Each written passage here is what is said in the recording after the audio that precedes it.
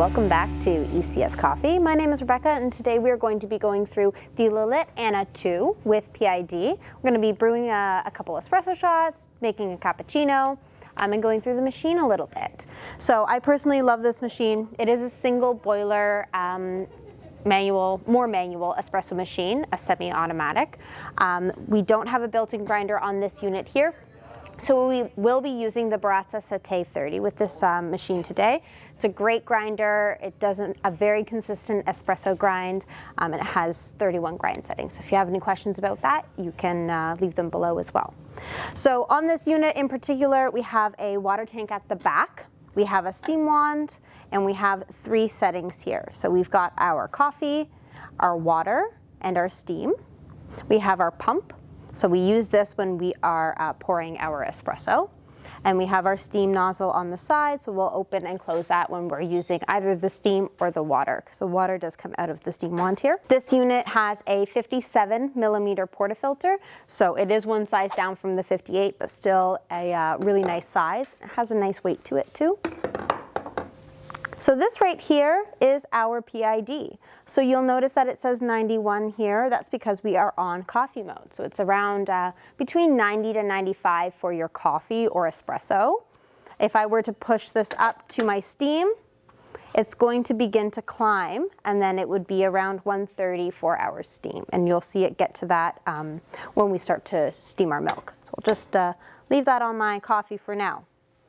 So like I said, this is a single boiler machine, which means you cannot brew and steam your beverage at the same time. So you have to either pour your espresso first and then steam your milk, or steam your milk and then pour your espresso. I personally prefer to pour my espresso and then steam my milk. It's just the way I like to make my drinks, but you can absolutely steam the milk first and then brew the espresso. Today we're going to brew the espresso first because I'm doing it. All right, so I'm gonna start grinding my espresso and weighing everything out and dialing it in, and then we're gonna pour an espresso shot, see how our pressure goes, because we do have a nice pressure gauge here. If we get anywhere between 8 and 10, we're gonna have a decent espresso shot. It's optimal for you to hit about 9 bars of pressure, but between the 8 and 10 mark, it is good. So we're gonna get grinding, get weighing out, and get going.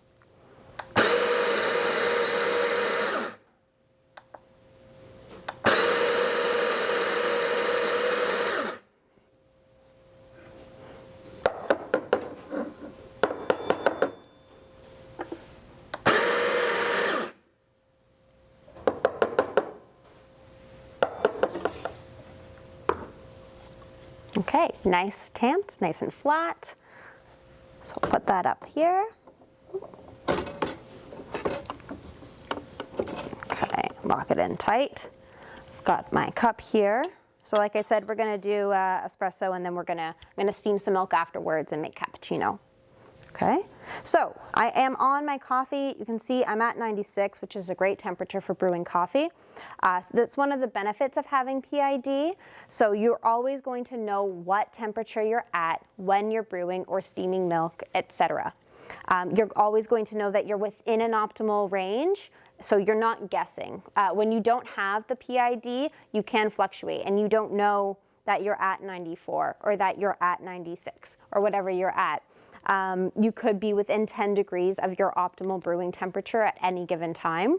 So it is a really nice feature to have, because you're not under extracting or over extracting your espresso just because of your temperature. You might still do it, but it'll be because of your tamping or your grind size, but not your espresso, or your not your temperature. So we're gonna brew the espresso. I have it on coffee mode. We're at 93. I'm gonna activate my pump.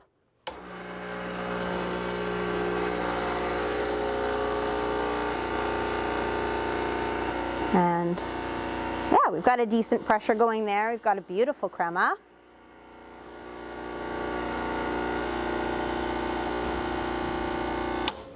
Stop that now.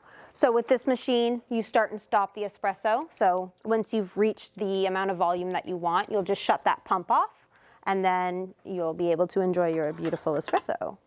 Aha. All right, I'm gonna set that up there, because this is nice and warm. Keep the espresso warm. So now I'm going to flick this all the way up to the steam. You'll notice that this light is off. That is indicating that we're not ready to steam yet. So it's going to take anywhere from about 45 seconds to a minute for it to heat up to about the 130 range, which is what it's going to be at for when you're steaming your milk, okay? I'm just going to talk a little bit about the size of this unit and everything like that. So it is a much smaller unit. It fits very nicely on the countertop.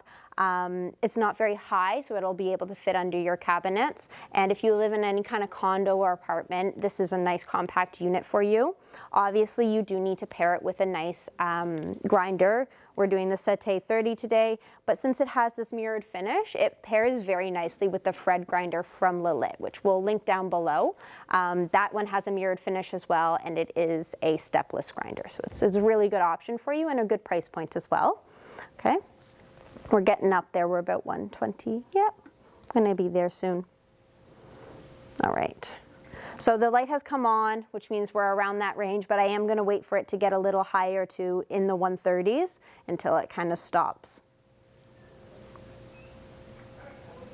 Perfect. All right, so we are ready to go now. This is a powerful steam wand. It does have just one hole on the bottom, but you can make very nice microfoam. So we'll see if we're able to get any kind of latte art today. Okay, so.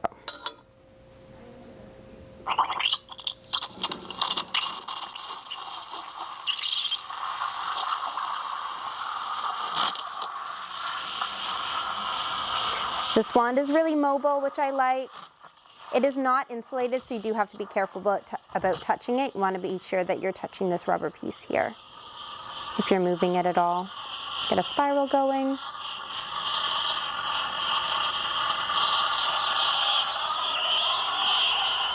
You are able to move that milk pretty well.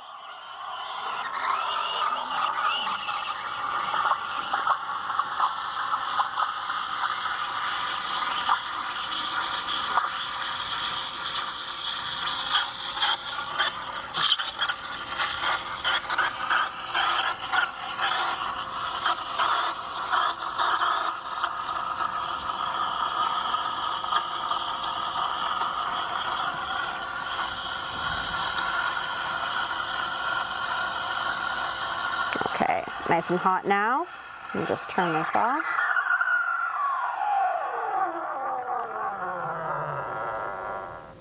Fantastic.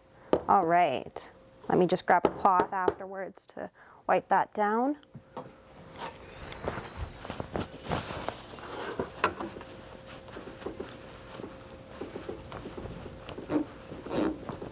Okay. Give it a little bit of a purge.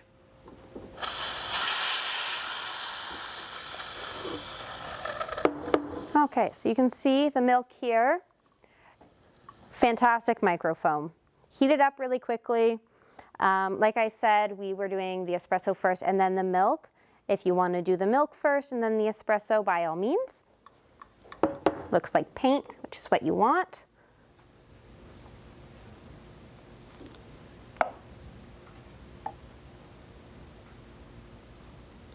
It's kind of a heart, not really.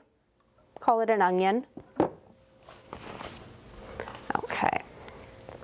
All right. Then we have our more of a latte than cappuccino, but cappuccino size. Looks great. So since this is a single boiler machine, we are now much, much too hot to be brewing any coffee. So we got to cool down the boiler to be able to brew any coffee now. So what you're going to do here is turn your dial to your water, because like I said, the water comes out of the steam wand. We're going to turn on our pump and we are going to open up our steam. You're going to see a lot of steam, and then it's going to start to pour just water, which means we're good. So then I shut off my steam valve, I turn the pump off, and I turn to coffee mode. Coffee mode is kind of your standby. So now we're going to bring the temperature down, and it'll let us know when we're ready to brew some coffee, which we are now. Yeah, so we're good to go now. I quite like this machine. I think it's very easy to use. With the PID and the quick heat up time, its competitors like Rancilio or Gaggia, they can't compete because they don't have that PID built in. At least the Sylvia doesn't from Rentilio. But this one does, and the heat up time is a lot faster. Since it is such a small unit, it can fit in any kitchen, and it's also gonna look really nice. And like I said, pairing it with the Fred, they both have that mirrored finish, so that would look just beautiful. If you have any questions about this unit or any unit similar to that, or anything that we used today, like the Sate 30 or the Fred grinder mentioned, you can leave your comments down below. If you liked our video, give us a thumbs up. And remember to give us a follow if you want to stay up to date with us and see what we're doing. Have a great day. Bye-bye.